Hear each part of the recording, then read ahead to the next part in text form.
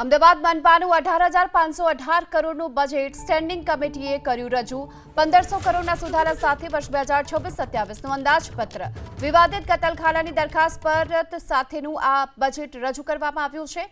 ત્રાગડ crossing પાસે restricted હાઇટનો બનાવાશે underpass અને દાણી લીમડાના ખોડિયાર નગર 4 રસ્તા પાસે બનશે ફ્લાયઓવર બ્રિજ। તેની સાથોસાથ ચાંદલોડિયા વોર્ડમાં ટીપી 72 અને ટીપી 233 પાસે બનાવવામાં આવશે અંડરપાસ। વિવિધ કમિટીના ચેરમેન અને ડેપ્યુટી કમિટીના ચેરમેનના સ્પેશિયલ બજેટમાં વધારો, ચેરમેનના 10 લાખ અને ડેપ્યુટી ચેરમેનના બજેટમાં 5 લાખનો વધારો। નિકોલમાં 50 કરોડના ખર્ચે medical institute of super speciality hospital બનશે અને છેલ્લા 3 વર્ષમાં એડવાન્સ પ્રોપર્ટી ટેક્સ ભરનારને 10ને બદલે 5% રિબેટનો પણ લાભ મળશે।